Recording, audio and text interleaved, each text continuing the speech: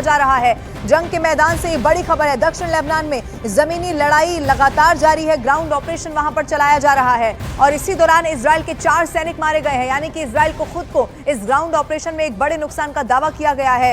ये सैनिक ground operation के दौरान मारे गए हैं और आईडीएफ ने इस बात को कंफर्म कर दिया है। बताया गया है कि एक मेजर, 2 कैप्टन, एक मास्टर सार्जेंट की मौत इसमें हो चुकी है।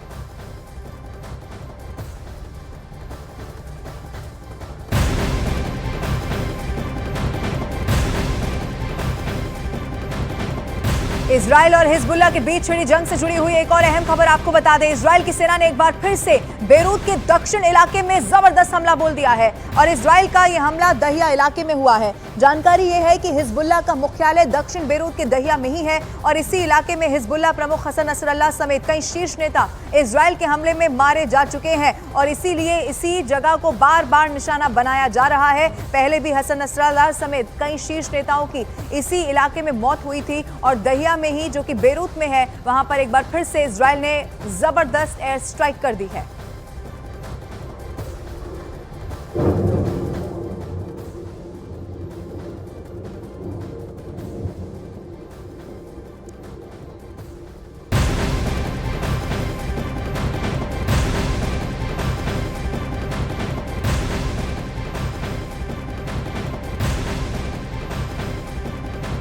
और इजराइल ने एक बार फिर से लेबनान के नब्तेज शहर पर कहर बरपा दिया है। रात में किए गए इजराइल के हवाई हमलों के बाद नब्तेज शहर के आसमान में हर तरफ सिर्फ और सिर्फ धुएं के बादल दिखाई दिए हैं। कई इमारतें तहस नहस हो गई हैं। जो तस्वीरें सामने आई हैं वो बहुत डरा देने वाली हैं। आपकी टीवी स्क्रीन पर आपको दिखा रहे हैं। इजराइल की बमबारी यहां पर हुई है। लेबनान के नब्तेज शहर में इजराइल का हमला एक बार फिर से हुआ है। रात में हुए हमलों के बाद नब्ते में धुआं ही धुआं दिखाई दिया और इसकी तस्वीर भी आपकी टीवी स्क्रीन पर आपको दिखा रहे हैं। आसिम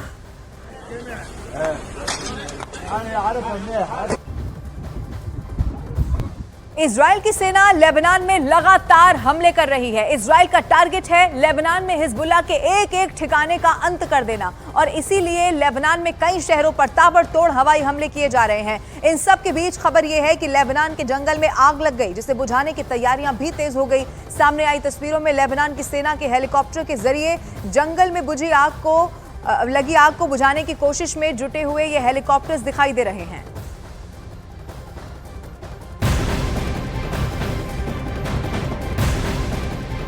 और न्यूयॉर्क टाइम्स में छपी एक रिपोर्ट के हवाले से एक बड़ी खबर मिल रही है। ईरान के सुप्रीम लीडर के बीमार होने की वजह से उनके दूसरे नंबर के बेटे मुज्तबा खामेनेई उनके उत्तराधिकारी बन सकते हैं। IRGC यानी कि इस्लामिक रिवॉल्यूशनरी गार्ड्स कॉर्प्स इस प्रक्रिया में अपनी विशेष भूमिका निभा सकता है। रिपोर्ट में कहा गया है कि खामेनेई की गंभीर बीमारी की वजह से उनके उत्तराधिकारी को लेकर आपसी झगड़ा भी अब शुरू हो चुका है।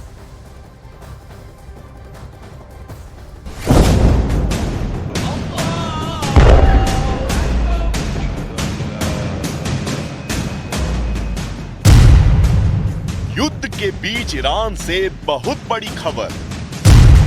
ईरान के सुप्रीम लीडर बहुत बीमार हैं। शुरू हुई खामनेई के उत्तराधिकारी की तलाश।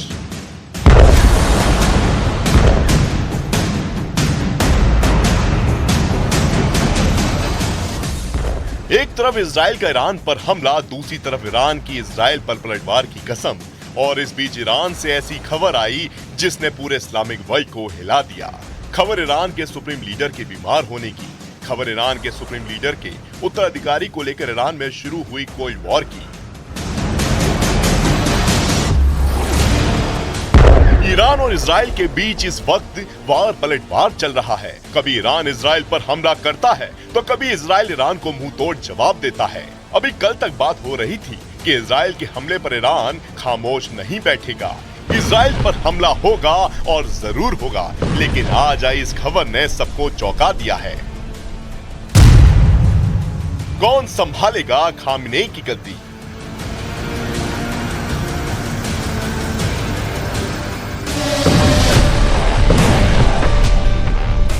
ईरान के सुप्रीम लीडर के स्वास्थ्य के बारे में जैसी खबरें आ रही हैं, वो अच्छी नहीं है। इसलिए उनके उत्तराधिकारी को लेकर मामला गर्म हो चुका है। खामनेई की उम्र इस वक्त 85 वर्ष है। न्यूयॉर्क टाइम्स की रिपोर्ट के मुताबिक खामनेई के उत्तराधिकारी के तौर पर मुज्तबा खामनेई सबसे ऊपर हैं। और इस्लामिक रिवॉल्यूशनरी गार्ड कॉर्प्स यानी IRGC की उत्तराधिकारी की इस पूरी प्रक्रिया में अहम भूमिका हो सकती है। रिपोर्ट्स में यह भी दावा किया गया कि खामनेई की गंभीर बीमारी की स्थिति ने उनके उत्तराधिकारी को लेकर ईरान में कोल्ड वॉर की शुरुआत हो गई है। मई में एक हेलीकॉप्टर हादसे में पूर्व ईरानी राष्ट्रपति इब्राहिम रईसी की मौत के बाद खामनेई के उत्तराधिकारी को लेकर शुरू हुई अटकलें अब काफी गर्म हो चुकी हैं। कौन है मुज्तबा खामनेई? मुज्तबा खामनेई का नाम ईरान की राजनीति में नया नहीं है। मुज्तबा खामनेई का नाम तब भी चर्चा में आया था जब ईरान के राष्ट्रपति इब्राहिम रईसी हेलीकॉप्टर हादसे में मारे गए थे।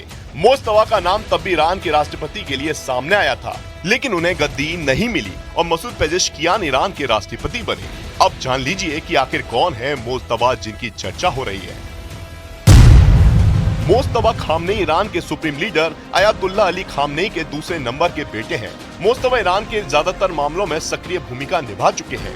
ईरान की रिवॉल्यूशनरी गार्ड्स कॉर्प्स यानी IRGC से उनके ताल्लुकात बेहद ही अच्छे हैं। मुज्तबा को ईरान के तमाम धर्मगुरुओं का भरोसा भी हासिल है।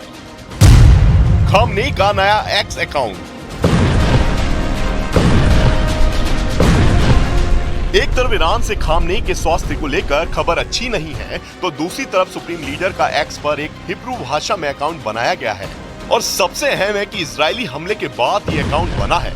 माना जा रहा है कि ये सीधे तौर पर इजरायलियों से बातचीत करने के लिए है। सुप्रीम लीडर की पहली पोस्ट में लिखा गया है कि दयालु और दयालु अल्लाह के नाम पर। वहीं इस बीच अमेरिकी राष्ट्रपति ने कहा कि ईरान पर हमले के बाद महीनों से चल रहा संघर्ष अब खत्म होगा।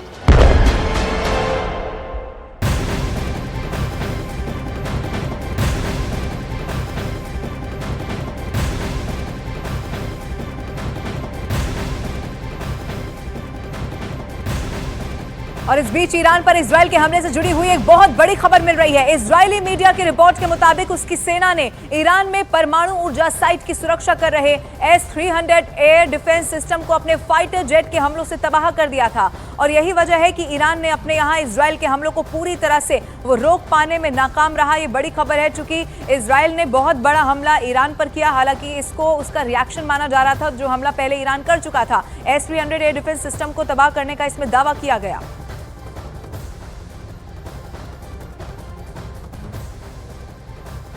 इजराइल ने 25 दिनों के बाद ईरान से बदला ले लिया, लेकिन क्या उसका बदला पूरा हुआ? ईरान अब इजराइल पर अटैक करेगा या फिर नहीं, ये इस वक्त सबसे बड़ा सवाल बना हुआ है। लेकिन इजराइल में दावा इस बात का किया जा रहा है कि नेतन्याहू ने अपना अगला बड़ा टारगेट चुन लिया है।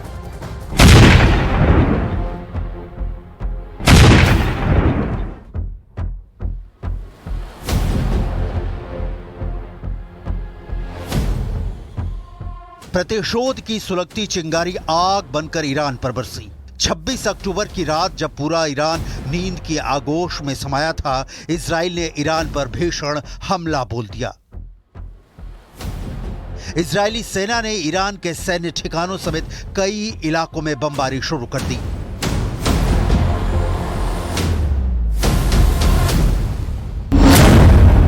तब इजराइल के प्रधानमंत्री बेन्यामिन नेतन्याहू, जो खुद ईरान पर हमले की मॉनिटरिंग कर रहे थे, उनके साथ इजराइल के रक्षा मंत्री Yoav Gallant, army chief Herzi Halevi राजधानी तेल अवीव के एक बंकर में बैठे मौजूद थे। ईरान पर हमले का ओके बटन दब चुका था, पूरा ईरान दहल रहा था। तेहरान, इलाम, खुजेस्तान, कराज, मसाद, कोम, शिराज। इजराइल ने 25 दिनों बाद ईरान को बदलापुर में तब्दील कर दिया। यरूशलेम पोस्ट के मुताबिक ईरान में सैन्य ठिकानों पर ताजा अटैक में 100 से ज्यादा इजरायली फाइटर जेट्स का इस्तेमाल किया गया। 2000 किलोमीटर दूर से किए गए इस हमले में F-35 फाइटर जेट भी शामिल था। इजराइल 1 अक्टूबर का जब उस पर ईरान ने 200 मिसाइलें गिराई थी, उसका बदला लेगा, ये तो क्लियर था। लेकिन कहा जा रहा था कि ये हमले अमेरिका के राष्ट्रपति चुनाव जो कि 5 नवंबर को होने हैं, उसके बाद होंगे। इजराइल ने इसे खारिज करते हुए ईरान को दहला दिया। इस हमले में ईरान को कितना नुकसान हुआ है, कितने लोग मारे गए हैं, कितने लोग जख्मी हुए हैं, ईरान के सैन्य ठिकाने जिन्हें इजराइल ने टारगेट किया, उनका कितना नुकसान हुआ है, इसकी कोई डिटेल अभी तक सामने नहीं आई है। हमले के बाद इजराइल डिफेंस फोर्स के प्रवक्ता हगारी ने क्या कहा, सुनिए। I can now confirm that we have concluded the Israeli response to Iran's attack against Israel. We conducted targeted and precise strikes on military targets in Iran, thwarting immediate threats to the State of Israel. The Israel Defense Forces has fulfilled its mission. If the regime in Iran were to make the mistake of beginning a new round of escalation, we will be obligated to respond. Our message is clear. All those who threaten the State of Israel and seek to drag the region into wider escalation will pay a heavy price. We demonstrated today that we have both the capability and the resolve. 5 point में समझिए कि युद्ध भूमि में क्या हुआ। पहला, देर रात शुरू हुआ हमला। दूसरा, 10 से ज्यादा ठिकानों पर एयर स्ट्राइक की गई। ऑयल रिफाइनरी के पास हमला हुआ। चौथा, ईरान में सभी उड़ानों पर रोक लगा दी गई। पांचवा, सीरिया में भी बड़ी एयर स्ट्राइक की गई। इजराइल के इस हमले में IRGC यानी रिवोल्यूशनरी गार्ड्स की राशिद स्ट्रीट बिल्डिंग में जबरदस्त आग लग गई। ईरान की सेना की बिल्डिंग राशिद स्ट्रीट 154 में है। इजराइल के हमले के पहले कहा जा रहा था कि उसका टारगेट अली खामनेई की इमारत होगी, लेकिन इजराइल ने ऐसा नहीं किया। ईरान की सरकारी न्यूज एजेंसी IRNA के मुताबिक सेंट्रल तेहरान में गोलीबारी की आवाज सुनी गई। ईरानी रिवोल्यूशनरी गार्ड्स के मुख्यालय के पास भी धमाके किए गए हैं। ईरान के साथ साथ इराक, सीरिया और लेबनान में भी धमाके सुने गए हैं। हालांकि ईरान के मुताबिक इजराइल की एयर स्ट्राइक फेल रही है। ईरान के मुताबिक उसके 373 और S-300 मिसाइल डिफेंस सिस्टम ने हमले को नाकाम कर दिया। ईरान की IRNA न्यूज एजेंसी ने एक वीडियो पोस्ट किया है जिसमें दिख रहा है कि हवा में ही टारगेट तबाह हो रहे हैं। ईरान एयर डिफेंस फोर्स ने कहा कि इस्लामिक गणराज्य की ओर से दी गई चेतावनियों के बावजूद जायोनी शासन ने तनाव पैदा करने वाली कार्रवाई में आज सुबह तेहरान, खुजिस्तान और इलाम में सैन्य केंद्रों के कुछ हिस्सों पर हमला किया। हमले से सीमित नुकसान हुआ है। हालांकि ताज़ा खबर के मुताबिक इजराइल के अटैक में ईरान के 2 सैनिकों के मारे जाने की खबर है। इजराइल ने ईरान पर 25 दिनों के बाद पलटवार किया और जो हमला किया उसमें इस बात का खास ख्याल रखा कि ईरान के तेल डिपो या परमाणु ठिकानों को कोई नुकसान न हो। यह हमला ईरान के सैनिक ठिकानों को टारगेट करके किए गए हैं।